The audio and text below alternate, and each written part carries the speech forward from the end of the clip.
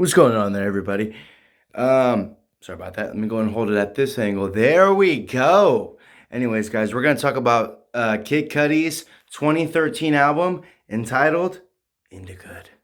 Now, let me go and just shout out, guys. This was an album that I've blasted ever since it came out, 2013, along with Yeezus. And along with the Good Music crew, whoever was shopping around that time. But Indica, I remember sticking with me like some good old bud. Not only was the title good, but recently, guys, I found out that P. Diddy, I'm sure if you guys weren't aware of this, P. Diddy tried to kill fucking Kid Cudi.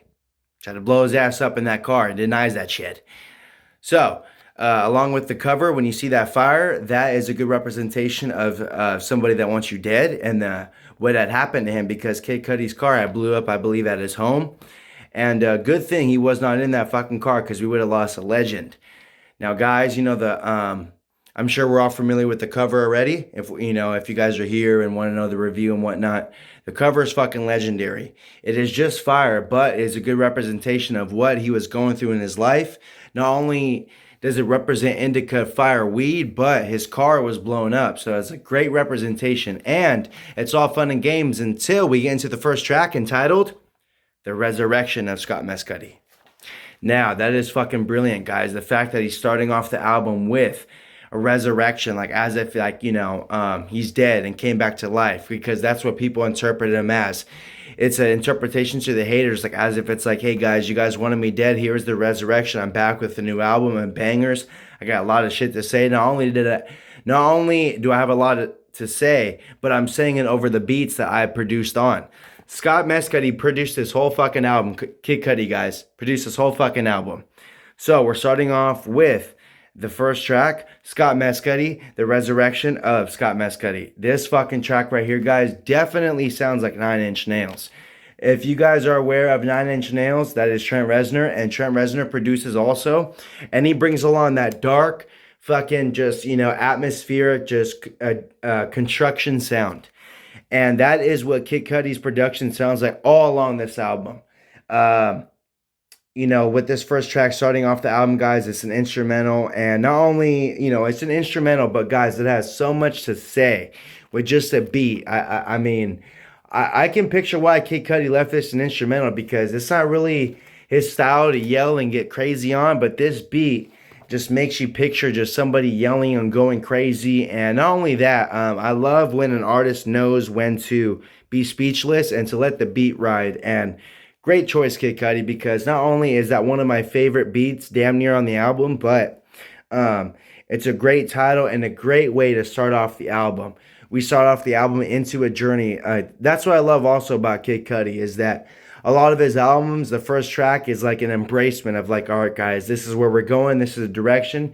Brace yourselves because we're going to the moon. We're going to the galaxies. We're fucking going far away. So Kid Cudi's always good about starting his albums with great tracks. So first track, guys, Resurrection of Scott Mescudi. Next up, we get Unfuckwittable along with their cover, or not cover, but sample of The Good Son, Macaulay Culkin.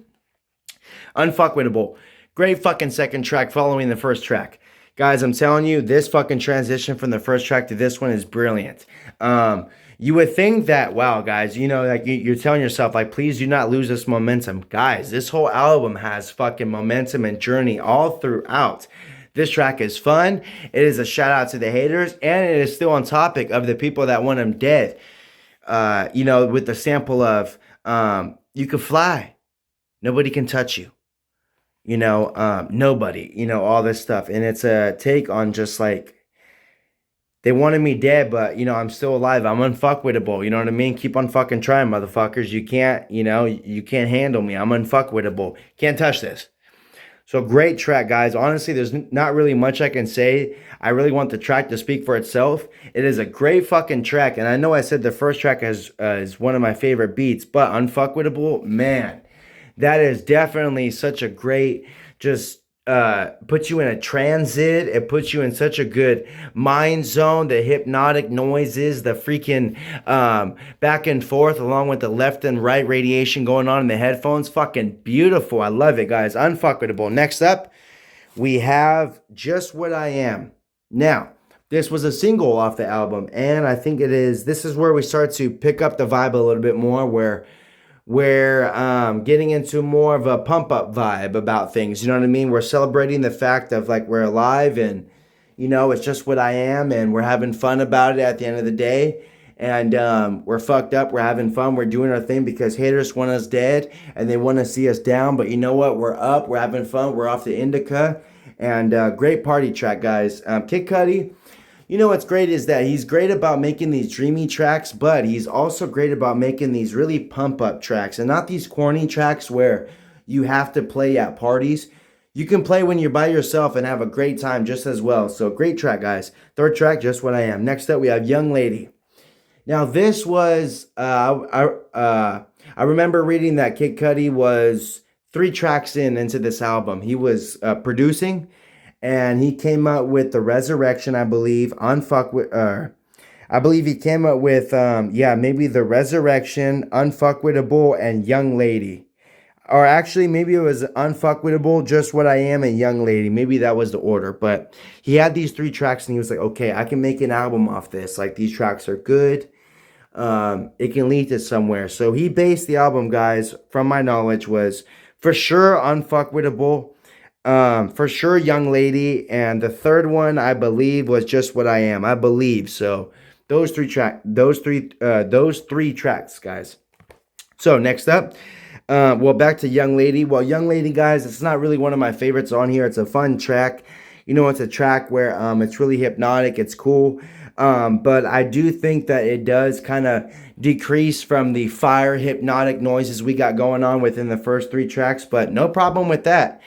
There's no problem doing that, but I just think the track Young Lady is not one I rush to. So, not one of my favorites, guys, but a necessary track. Next up, King Wizard. This is where the momentum picks up, and I understand why Kid Cudi slipped in Young Lady between Just What I Am and King Wizard. King Wizard is a great single. It is a great single to represent the album of just where, Kid Cudi's showing off his lyrical ability. The beat is slamming along with the video where he is just showing off his moves, having fun along with the framework of the album. And he's wearing a Night of the Living Dead t-shirt, which that's also what I love about Kid Cudi. Shout out to the horror fans. Great fucking movie, Night of the Living Dead, George Romero, classic right there, black and white, old school shit right there, baby. So shout out Kid Cudi. I also heard that he loves Evil Dead and all that stuff. Army of Darkness is one of my favorite movies. So if anybody is a fan of Evil Dead or shouts out, I love Evil Dead, we can fucking get along well, buddy. Because if you love that movie and interpret it to your enjoyment and liking, then I'm sure that we would get along just fine. Just fine. So yeah, guys, back to King Wizard. Great music video, great track, and great momentum all throughout so far. We're 1, 2, 3, 4, 5 tracks in. And so far, guys, I'm sure we can all say that the momentum has not dropped. Yeah, I don't really like King Lady as much, but that doesn't mean that the album... Sorry, guys, my eye itches. Sorry about that. But guys, that doesn't mean that the album decreased in quality. That just means that, for my liking, that Young Lady was just, it just seemed that it was one of those filler tracks a little bit. I'm sure Kid Cudi has a meaning to him, but personally, it's just one of those that, I'm not shitting on the track, honestly. When it plays, I'm jamming, but it's just, not a go-to as much as the first. Because, guys, the first 3 and King Wizard and all that are banging. But anyways, guys... great momentum so far. We're having a fucking enjoyment with this album. Next up, track 6 is called Immortal. Starting off with the Billy Madison sample. When he's like, I am the smartest man alive. So, great momentum, guys. Kid Cudi, the first couple tracks are starting off dark. Starting off with anger. Starting off with, aggression.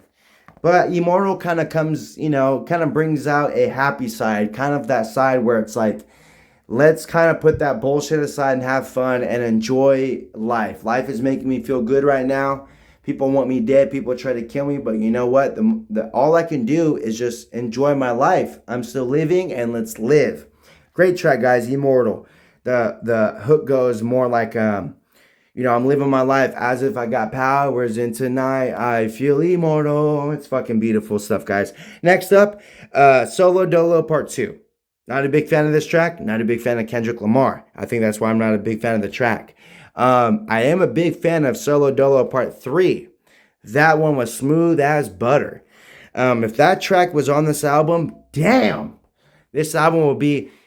Let me just say, guys, so far, I mean, I'm rushing to things, and I should say this in the end. This is one of my favorite Kid Cudi albums, Indicud. Favorite of all time. Yes, favorite of all time. Man on the Moon 2, Man on the Moon 1 and 2. They're classics. Personally, Immortal hits a spot because I love the anger he brings along with this album and the versatility, really. We get angry tracks, party tracks, filler tracks that are still decent and good shit. And then we get Immortal happy tracks. Then we get girls, stripper tracks. I mean, the versatility is beautiful. That's what I love about it, guys. Is really the versatility. So yeah, guys. Next up, we have Girls featuring Too Short. Sampling I See Pretty Girls Everywhere. Not quite sure of the main artist of that, but good song. Too Short doing his thing as Too Short, and Kid Cudi sounding good as always. Good song. Doesn't sound like a filler. Honestly, I believe it was a single, actually. It was a single, I remember. So yeah, guys, Girls, good shit. Definitely, like I said, doesn't sound like a filler. I actually really enjoy that song. Great momentum. Next up, guys, we have New York City Rage Fest. Instrumental track. Great transition from Girls, and then we're building. It sounds like we're really building up the momentum where it's like, I see pretty girls, we're partying. And then maybe when the substances start kicking in, it just sounds like building blocks, like brown, brown, brown, brown, brown, brown. Sorry, guys, my eye itches. Seasons changing, allergies.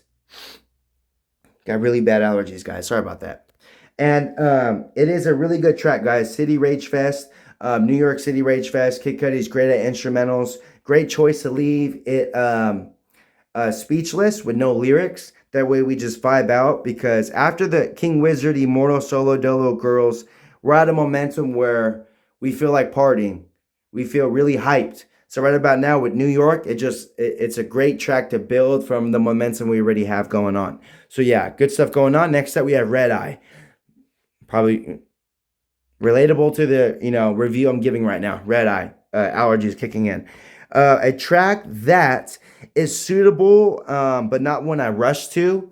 I do enjoy the feature. She sounds good. I do enjoy Kid Cudi, as always. Sounds great. But not one that I really rush to and that is single worthy. Again, guys, this whole album is great from top to bottom, but Red Eye is one that is solid. Could be skippable, but solid. Next up, guys, Mad Solar.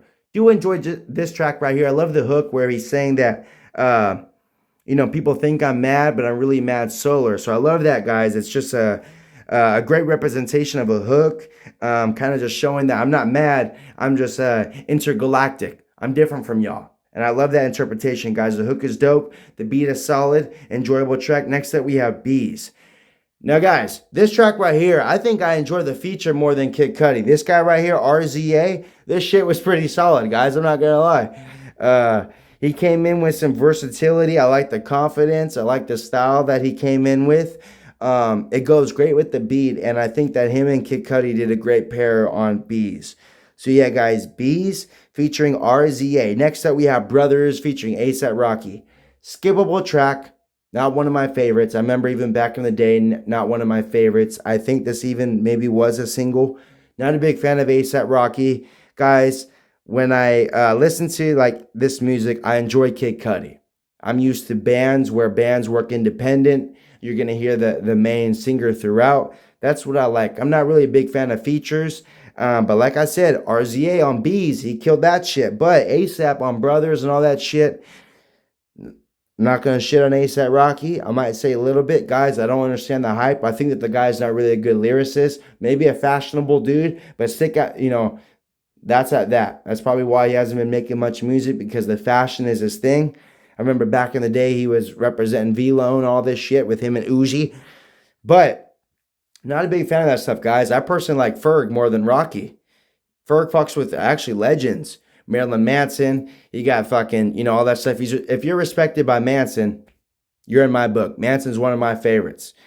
So, yeah, guys, Brothers, skippable track. I enjoyed the collaboration between Kid Cudi having fun with his brothers, but I'm gonna leave that one up to them. You know what I'm saying? I think that that one was some kind of brother connection going on there. Little family, you know, it's all good. You know what I mean? Just representing the family, having fun. You gotta include shit like that in your album. But as if for me, that track right there, I think is better instrumental. I think it's better. The features kind of kill it, in my opinion, guys. Brothers. But next up, Burn Baby Burn. Shit, guys. I just want to watch them burn, baby, burn. Baby, bing, bing, bing. This track right here, this fucking track right here, you could blast it as an instrumental and it'll sound dope, but it is even better with Kid Cudi on it. I'm telling you guys, this track right here, Kid Cudi fucking kills. This is what I meant when I said I love when Kid Cudi's alone, because he stands out more. He's consistent. He doesn't have someone come and break in the energy. Because Kid Cudi's not one of those that comes in like Eminem, where it's like, if someone's going to be going hard and Kid Cudi comes in, he's going to be fucking killing it. Like, Kid Cudi kills it when he is starting from the track and then to the end of the track, just showing off from top to bottom. And I think that that's what he does best.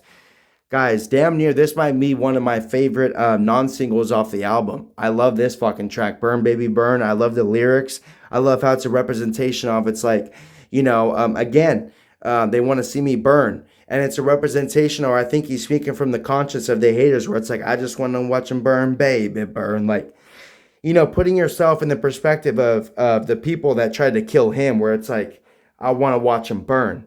Could be that. If not, still interprets it just well. That's what's great about this song. So many interpretations, and it fits well with the topic. Telling you guys, this album right here is actually really great as a whole body work and album, because, you know, a lot of artists put songs together and they sound relatable, but the topic veers off. And even though the sound is there consistently, the topics veer off.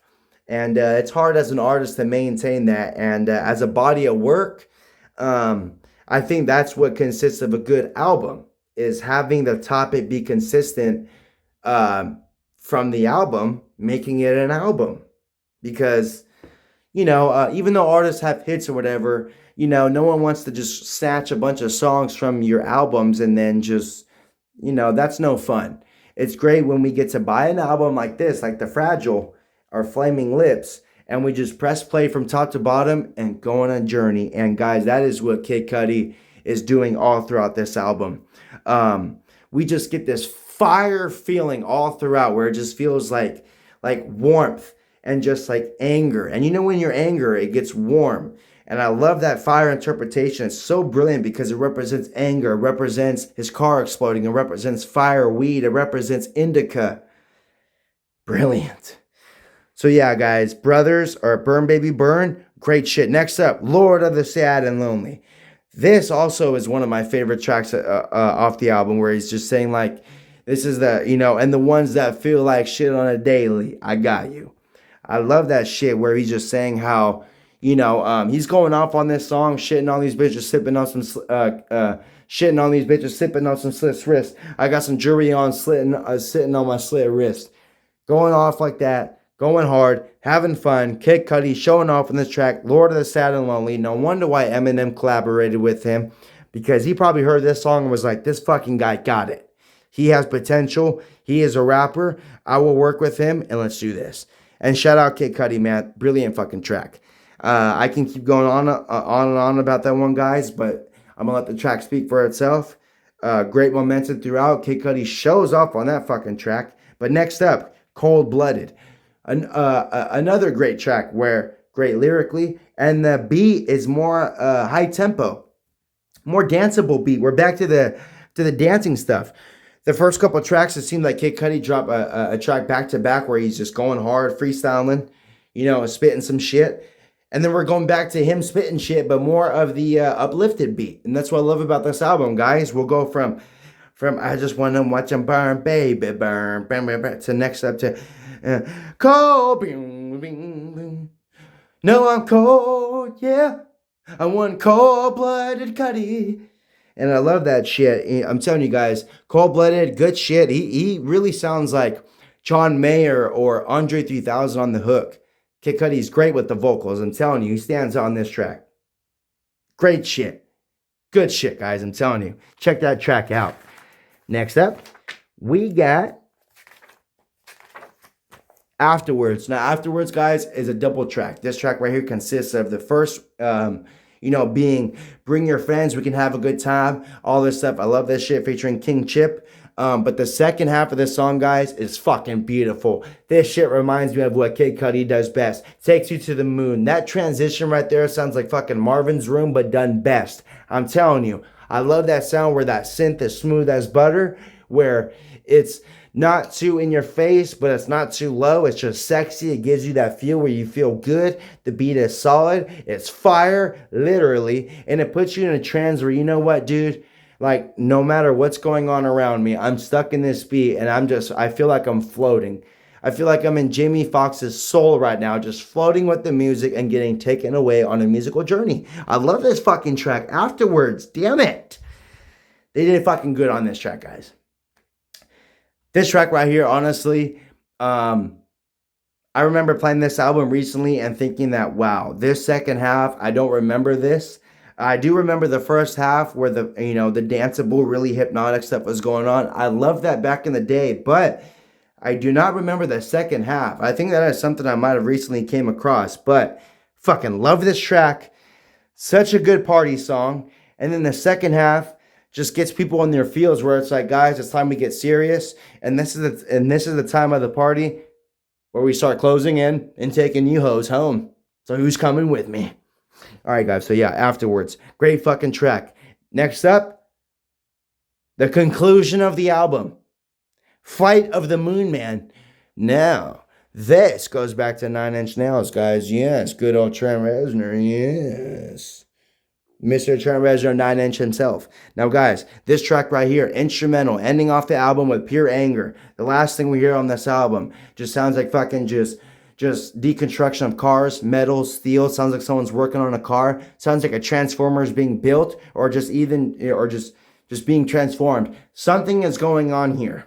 And that is the beauty of the track, Flight of the Moon Man, man. I'm telling you, that don't sound like we're going to the moon. That sounds like we're going to fucking just to a factory. And just fucking you know what I mean? With just crazy shit going on. Great track. Great way to end off the album. Kid Cudi, this is what you know best, is to give us chills. You're the only hip-hop artist that can say that really fucking veers off in genres that you fit in one whole artist. You have alternative. You have that rock going on with the marijuana track. You always include the guitars. You're versatile with your lyrics. You can rap. You can sing. You can do the R&B. Really versatile artist. I'm telling you, Kid Cudi. Kanye does his thing too, but guys, I'm telling you, Kanye veers off in directions that I'm sure we can all say that are not up to our liking. Don't get me wrong. I'm all about gospel and good energy. I love that shit. I get a church next door. I'm all about gospel and good energy. But Kanye veers off in those directions where my favorite albums of him were Yeezus and 808 and Heartbreaks. Classical albums, impactful, but Kid Cudi, I would say, is more impactful, more consistent, and I would say of a genuine artist. Now, guys, don't get me wrong. I am a fan of Kanye West. I have a fucking broken face and jaw that, like me and Kanye West, have both suffered through. You know what I'm saying? So I relate to him there as an artist. But I'm telling you, as if for his other works, I do think that he gets a little more into the gospel sound than the hard, aggressive, punchy, personal, freestyling. Kanye can rap, but I like the way that Kid Cudi just comes in with like this certain style. Like if Kanye and Kid Cudi were to drop, back in the day, guys, I'm sure that we would say that actually Kanye was, he always was a good rapper. He always was good. Maybe this is my interpretation. But I would say, guys, I would expect, actually back in the day, Kid Cudi was more of a hook guy. He was more of a hook guy. I was going to say we would expect better raps from Kid Cudi than Kanye. But in all honesty, guys, I just think that Kid Cudi, this album, he stepped it up. I think he proved shit on this album where it's like, you know what, guys, people want me dead. I'm producing. I got a lot to say. I want to show off on this album, and I'm gonna call it Indica. Not only does it represent my name, but the fire strain of weed that he smokes, and that we all enjoy as stoners, and the representation of his car blowing up. It's just such a fucking good album, guys. I'm telling you, I love the way that the album start and it ended. I just got done listening to it. I just got done going on a journey. Yes, it is daytime, but you know what? That is the beauty of what we love about music is that we can get lost, and no matter what time of the day it is, it's like we're a fan of this album, so it's like these are night sounds, but so we're gonna interpret it as night sounds and get lost in it. So yeah, guys, great journey I just went on. Always been on Indicud. Love this album, 2013, Kid Cudi, one of my favorites by him. I am gonna be reviewing more albums, guys. Going back to some classics that I've been listening to, switching up the genre from here and there. Was getting lost in 9 Inch, Radiohead, Flaming Lips, just the good energy shit, keeping the consistency of good energy. That's what we're all about here, guys, is just talking about good music, good vibes, good energy. And we're not about bashing music. Everyone is up to their interpretation of what they like. Just here to spill my likings and share what I think about the musical journeys that I've went on, along with you guys, music that you guys have went on and listened to and whatnot, the vibes and experiences we've all had, just here to share mine, guys. Let me know what you think of Kid Cudi's Indica. Let me know what I should review next. Thinking about doing Kanye West's Yeezus and also 808 Heartbreaks.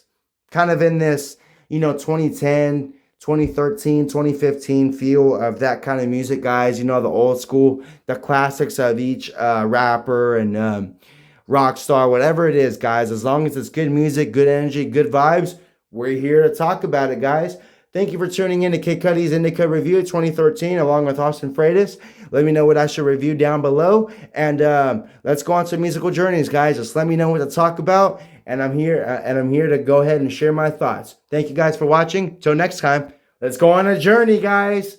Let's do this. Moon Man, Indica. Till next time. Thank you for watching.